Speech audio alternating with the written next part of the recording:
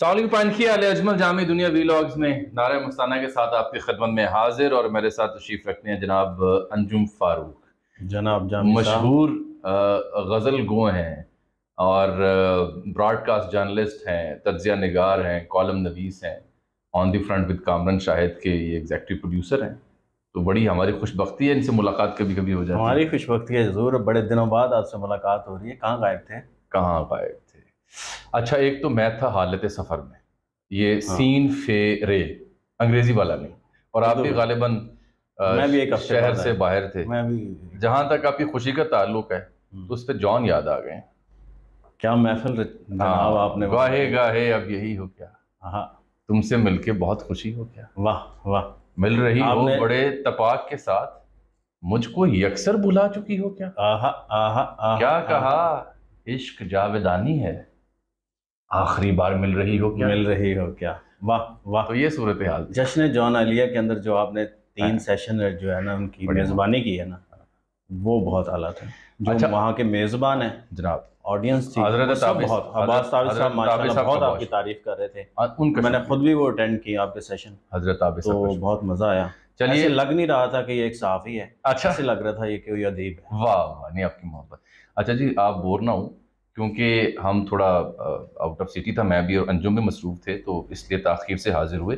अब रौला ये पड़ा हुआ है कि वो लोग जो पीटीआई छोड़ रहे हैं वो चाह क्या रहे हैं, कहाँ जाना चाहते हैं, वो पंछी जो उड़ गए वो कहाँ अपना ठिकाना बसाना चाह रहे हैं। ये सवाल आपके ज़हन में भी होगा, हमारे ज़हन में कुछ जानकारी खबर आपके सामने लेके आए, और फिर आने वाला मंजरनामा अब क्या होगा इस टूट फूट के बीच। ये सवाल अवाम के यहाँ होता है, क्योंकि पाकिस्तानी अवाम, पाकिस्तानी जो हमारे नाज़र हैं और नाजरीन हैं, सियासी जो मामला तो उनसे बड़ी उनकी गहरी वो होती है, ज़ाहिर है रब्त होता है। जब मुल्क के अंदर बहरान होता है ना, सियासी बहरान होता है, मुआशी बहरान होता है, आइनी बहरान होता है, तो लोग बहुत मुस्तरब होते हैं, परेशान होते हैं, वो जुड़ जाते हैं, वो सोचते हैं कि क्या चल रहा है, कैसे हल होगा मुआश, क्योंकि महंगाई ने तो जीना अजाब कर दिया है। इसमें कोई शक नहीं है। यानी आप मई के जो फिगर आए हैं ना, जो फूड आइटम्स के अंदर महंगाई है ना, वो 48% है। कभी हिस्ट्री में इतनी नहीं हुई। डॉक्टर हफीज पाशा और जो साहब ओवरऑल महंगाई है वो 38% चली गई है। रिकॉर्ड है जी। अभी जो गुज़श्ता हुकूमत जब खत्म हुई थी वो 13% पे खत्म हुई थी, ये तो अब 38% पे चली गई। ये तो आप दुरुस्त फरमा रहे हैं। ये डॉक्टर हफीज पाशा आए थे हमारे एक प्रोग्राम में, जी। उन्होंने बताया कि 10 करोड़ अफराद जो हैं वो खतरे गुर्बत के नीचे चले गए मुजमुई ऐसे ही आबादी है, ऐसे ही। और जो अनएम्प्लॉयमेंट का रेट है, यानी बेरोजगारी का रेट है, उन्होंने कहा तारीख में पहली बार 11% पे गया है। ऐसे ही। ऐसा रेट तो ना 71 के हंगाम था, ना 65 के हंगाम था, ना 88 के हंगाम था, ना कारगिल के हंगाम था, वगैरह जहाँ वगैरह। वसाइल वही है ना, वसाइल नहीं वो बढ़े, नहीं बढ़े, मगर महंगाई आबादी बढ़ कहीं की गई। कहीं नहीं। आबादी तो चलो बढ़ी है या नहीं बढ़ी वो एक डिफरेंट चीज़ है, महंगाई कहीं की कहीं चली गई है। जो एक 100 रुपए की चीज़ मिलती थी वो 1000 रुपए की मिलती है। जो 30 लाख की गाड़ी थी वो अब 70 लाख 80 लाख रुपए की गाड़ी मिलती है। तो लोगों की कुव्वत खरीद जो है ना, उसके अंदर कुछ चीज़ आ नहीं रही, वो इसी वजह से फील हो रहा है। जाहिर है अब किसी की अगर लाख रुपए सैलरी है उसको गुजारा ही नहीं हो रहा, क्या करें। वो रायता बनाना मकसूद था कल परसों, हाँ जी। तो वो दुकानदार सब्जी वाले से मैंने कहा यार कुछ 4-5 रुपए का धनिया मिल जाएगा, तो उसने मेरी शक्ल यूं करके देखी। उन्होंने क्या कौन से जमाने में उन्होंने क्या कितों आया है। कितों आया। बहरहाल आज हमने 2 मौज़ूआत पे बात करनी है। एक तो अंजुम से हम जानेंगे कि चूंकि ये राजधानी से भी होके आए हैं, सीनियर सियासी रहनुमाओं से मिल के आए हैं, तो भाई मुस्तकबिल का जो मंजरनामा है वो क्या हो सकता है, कौन सा सेटअप आने वाला है, नवाज शरीफ साहब कब आ रहे हैं, जरदारी साहब की अहमियत क्या, इनसे जानेंगे। खाक सर आपको बताएगा कि वो जो पंछी उड़ गए हैं उनकी क्या समस्या है, उन्होंने की बनी हुई है। तो पहला तो है मैं नहीं, आप बताएं पहले। अच्छा जी, वो जहांगीर तरीन साहब ने पार्टी बनानी थी, वो पार्टी इसलिए नहीं बन पा रही कि 3-4 मसले हैं। एक तो नाम भी फाइनल नहीं हो रहा, कभी अवाम दोस्त पार्टी कहा जाता है, कभी कोई इंसाफ का सीगा सार लगाया जाता है। दूसरी पाकिस्तान इंसाफ जी, दूसरी अहम वजह यह है कि को बड़े नाम या बड़े फिगर्स या इलेक्टेबल्स अभी उस तरह जुड़े नहीं जिनकी नुमाइश करके बताया जाए कि ऐसे खड़े हैं जी। और तीसरी और सबसे अहम वजह जो खबर भी है कि ये तमाम लोग जो पीटीआई छोड़े में अक्सरियत वो है जो सूरत हाल को भांपते हुए, हालात का इदराक करते हुए चाहते हैं कि ये कोई ख़ास टैग लगवाए बगैर आज़ाद लड़ें। आज़ाद लड़ें, इनकी मंशा ये है कि जी आज़ाद लड़न दो। हाँ जी। ताकि हम अगर उस ग्रुप में नहीं है, ठीक है, पीटीआई के ग्रुप में नहीं रहे, तो हमारे साथ अगर वो टैग नहीं है तो ऐ भी ना लगे, क्योंकि वो समझते हैं कि ये टैग जो है ना ये थोड़ा मुनासिब नहीं है। वो अपनी पुरानी जमात का असल में जो वोट बैंक है ना, हाँ। उससे फ़ायदा उठाना चाह रहे हैं। हाँ। वो उसके साथ जुड़ना भी नहीं चाहते और वो ये भी नहीं चाहते कि उनकी पॉपुलैरिटी और उनका वोट बैंक। अब सुने, आज इन्होंने एक 3 रुकनी कमेटी बनाई है खैर वो कमेटी ऑलरेडी रजिस्टर्ड ही है, हाँ जी, ऑन चौधरी, इसहाक खाकवानी और सरदार तनवीर सरदार तनवीर इलियास कि वो जी राब्ते करे परवेज खटक से और दीगर से। एक खबर आपको दे दूं, वो जो हमारे दोस्त जो हैं फवाद चौधरी साहब की रूनुमाई हुई थी अचानक जेल के बाहर हाँ जी, कि शाह महमूद से मिल के आए, असद उमर से राब्ते हैं, परवेज खटक से राब्ते हैं, सब ने तो अपने आप को डी अनाउंस कर दिया ना जी कि ऐसे ही। वो जो मिशन लेके आए थे ना, जो उनके जहन में खाका था वो ये था कि एंटी पीडीएम जो स्टांस था वो रहे, हाँ जी, बट विद इन पीटीआई हमारे साथ लोग जुड़े हाँ। और हम एंटी पीडीएम जाके कुछ शक्ल देख सकें अपने ग्रुप को। वो उनका कामयाब नहीं हुआ। ज़ाहिर है वो अपने लीडर को माइनस करना चाह रहे थे और वोट बैंक जो है ना उसके साथ जुड़ना चाह रहे थे। वो बेसिकली ये जो इस तरह की मूव होती है ना, ये वोटर को धोखा देने के लिए होती है। और असल में दिल में कुछ चल रहा होता है, दिमाग में कुछ होता है, चाह कुछ रहे होते हैं, कर कुछ रहे होते हैं। तो इस तरह की चीज़ें अब चल नहीं सकती। जो ज़माना चल रहा है ना, अवाम बड़े पढ़े लिखे हैं, बाशऊर है। अब उनको पता है कि ये चीज़ें बिक नहीं सकती। दूसरा ये है, जहांगीर तरीन साहब वाला जो मामला है ना, जहांगीर तरीन साहब के पास बेचने के लिए कुछ नहीं है, सौदा नहीं है, कोई लेगेसी नहीं है। अवाम उनको क्यों वोट दे? 70 पार्टियां बदल चुके हैं। क्यों लीग में थे, अपने बहनोई के साथ भी उन्होंने वफादारी नहीं की, जिन्होंने को 2 दफ़ा मैंने बनाया, मखदूम अहमद महमूद। फिर वो अपने एक और रिश्तेदार पीर पगाड़ा साहब के पास चले गए, फिर पीटीआई में चले गए, फिर नून लीग के साथ गठजोड़ हो गया, अब अपनी ना पार्टी बना रहे हैं। तो नथिंग स्पेशल टू सेल। हाँ, कुछ नहीं है उनके पास बेचने के लिए ना। सौदा सलब से मुझे याद है कि आज बारिश हो रही थी लाहौर में। मेरा तो ख्याल था कि आज बारिश के हंगाम जो लाहौर के खाबे उनका जिक्र करते, जैसे हम चूंकि यहाँ दुनिया टीवी में हमारे करीब लक्ष्मी चौक अंदरोन भी है, सारा लक्ष्मी भी है, गड़ी शाह के समोसे बड़े अच्छे होते हैं। हाँ जी, वो शालमी में और इधर लक्ष्मी में छोले बड़े अच्छे मिल जाते हैं, नान पकौड़े बड़े अच्छे मिल जाते हैं। लेकिन चलें छोड़े। अच्छा जी, अब एक तो होगी ये कहानी। अब लोग पूछे थे जरदारी साहब ने डेरे डाले हुए, और काफ़ी लोग एक्साइटेड भी, वो झंडे झंडे देख के सड़कों पर लगे हुए।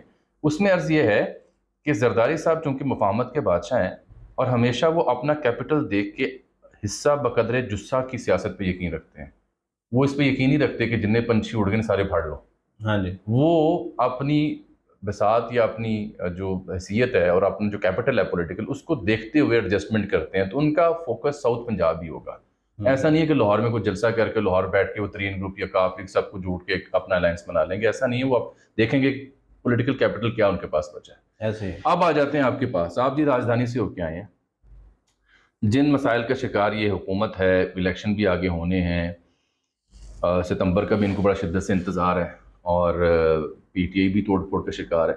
आगे मंजरनामा क्या है? कौन आ रहा है लीड करने? क्या नवाज शरीफ आएंगे, बिलावल या जरदारी साहब को उनकी किस्मत खुलेगी, या फिर कोई एक अजब खिचड़ी या पुलाव या हलीम बनेगी? जामी जो पॉलिटिकल हालात है ना, जो नज़र आ रहा है और जो लोगों से बातचीत हुई है उसके अंदर महसूस हुआ है, जो हम तज्जिया इस वक्त दे सकते हैं। मुख्तलिफ तरह की खबरें हैं। लोग कह रहे हैं जी बिलावल को लाने की कोशिश की जा रही है, लोग इसलिए पीपल्स पार्टी में जा रहे हैं। और मेरा नहीं ख्याल कि जो इस वक्त इकॉनमी की सिचुएशन है, जो पॉलिटिकल हालात हैं, जो इंटरनेशनल हालात हैं, वो बिलावल साहब के ना तजर्बाकारी के सुपुर्द किया जा सकता है मुल्क को। और पीपल्स पार्टी का सबसे बड़ा अलमिया ये है कि उनके पास जो है ना टीम कोई नहीं है। आप पूरी पीपल्स पार्टी देख लें, आप मुझे बता दें कि वज़ीर ख़जाना कौन होगा, एक भी उनके पास इकोनॉमिस्ट नहीं है। आपकी इकानमी के हालात इतने दिगरगू हैं कि आप पीपल्स पार्टी, और उनके पास तजर्बा भी कोई नहीं है। सिंध में कोई उनके पास वज़ीर ख़जाना नहीं है ढंग का, जो मुराद अली शाह साहब में वही चलाते हैं, वही ठीक है ना। तो मसला ये है कि मुझे नहीं लगता कि बिलावल साहब आ रहे हैं। ये इसी तरह की सिचुएशन होगी, कोई हंग पार्लियामेंट होगी, पीपल्स पार्टी नून लीग इकट्ठे बैठेंगे, इलेक्शन भले ही एक दूसरे के अगेंस्ट लड़ें, और मगर जो इतलात हैं वो मियाँ साहब वापस आ रहे हैं। और जो ताकतवर हल्के हैं वो भी चाह रहे हैं कि मियाँ साहब आएँ। उनका जो इंटरनेशनल असर व रसूख है, चाइना में असर व रसूख है, सऊदीया में है, यूएई में है, टर्की में है, तो उससे पाकिस्तान की इकॉनमी जो है ना मुस्तफ़ाइद हो। और देखें, जब 2013 में मियाँ साहब प्राइम मिनिस्टर बने थे ना, तो सऊदी अरब ने $1.5 अरब पहले दिन उनको गिफ्ट किया था। वो उधार नहीं था, वो गिफ्ट था। तो इसी तरह की कोई उनको बस ज़हन में चल रहा है कि मियाँ साहब आएंगे तो इकॉनमी के कुछ मामला होंगे, और उन्हें कहा जा रहा है कि वो वापस आ। अब भी गिफ्ट लेने देने का मामला जारी, लेकिन अब हमारे जो वज़ीर-ए-आज़म है वो आम पेश करते हैं और साथ बताते हैं कि ये बहन साहबा के लिए भी है। नहीं, उन्होंने अपना जो है ना, जिस तरह की वो जाके बैरूनी दौरों के अंदर जिस तरह का वो बिहेव करते हैं ना, उनको नहीं करना चाहिए। जेब नहीं देता। वो प्राइम मिनिस्टर हैं पाकिस्तान के, 25 करोड़ लोगों के प्राइम मिनिस्टर हैं। उनको इस तरह जो है ना किसी के साथ ज़बरदस्ती नहीं करनी चाहिए। वैसे जैसे जैसे जाता है मैसेज, हो सकता है उनकी शख्सियत का हिस्सा हो हो नहीं सकता है नहीं, उनकी आदत हो, मगर उनको, वो प्राइम मिनिस्टर है, खुशगवार तासुरात या गर्म जोशी बिल्कुल जेब जरूरी है, मगर ऐसा लगता है जैसे लेकिन वो जबरदस्ती कर ऐसा रहे लगता है कि जैसे वो ज्यादा ऐड कर रहे हैं। हैं, ऐड कर रहे आप हैं, ऐड कर उसके रहे हैं। मुकाबले अगर रुदवान साहब को देखें तो वो हाथ थामे बाकायदा इस बात सुन रहे हैं, सुन रहे हैं। यानी उस तरह से वो ट्रांसलेटर जब बता रहे तो वो सर हिला के हम्म। उसका जवाब दे रहे हैं, लेकिन वो बाकायदा आम की शक्ल भी बता रहे हैं कि आम लेके आए हैं। ठीक है। अच्छा, तो ये समझो फिर मियाँ साहब आ रहे हैं। हाँ, और दूसरा बहुत चर्चा है कि जी एक जो है ना पीटीआई कालादम हो जाएगी। जो मुझे इन्फॉर्मेशन मिली है, ये मैं इलेक्शन नहीं में, मानता, ये इलेक्शन में पीटीआई जाएगी। मैं नहीं मानता कि हाँ, ये कलादम होगी। कालादम का नहीं, कोई बिल्कुल चांस नहीं, नहीं है। बिल्कुल नहीं, एक, ऐसा हो ही नहीं सकता। ऐसा हो नहीं सकता। दूसरी वजह ये है कि अगर हुकूमत चाहे भी तो ये डिक्लेरेशन जाना है सुप्रीम कोर्ट में, ठीक है। उसके बाद सुप्रीम कोर्ट ने फैसला करना है कि ये जमात के खिलाफ इतना एविडेंस है कि वो उसको हम कलादम करार दें या नहीं। पीटीआई के साथ जाएगी ये इलेक्शन में, मगर पीटीआई के बचे कुछ लोग, और ये जो इस वक्त सिलसिला चल रहा है ना, ये जामी मुझे नज़र आ रहा है, ये मेरे पास कोई इन्फॉर्मेशन नहीं है, तज्जिया है कि ये जो सिलसिला पार्टी छोड़ने का है ना, ये इलेक्शन डे तक जारी रहेगा। नहीं, और ये अगर तो ये इलेक्शन डे तक गया तो पीटीआई के पूरे पाकिस्तान के अंदर कैंडिडेट नहीं होंगे। अगर सपोज करें 272 में एनए के इलेक्शन होंगे हलकों में, और उसके अंदर से अगर सपोज करें 100 कैंडिडेट ही नहीं है, तो पीटीआई कैसे? तो कल गल कर लिए जी, एक तो ऑल टुगेदर लंबा मौजू है जी बिल्कुल सही है ना, बिल्कुल ठीक। तो ये थी जी आज की हमारी नशिस्त, और चाय पानी का वक्त हुआ चाहता है। अपना ख्याल रखिए, कल मुलाकात होती है। अल्लाह हाफ़िज़।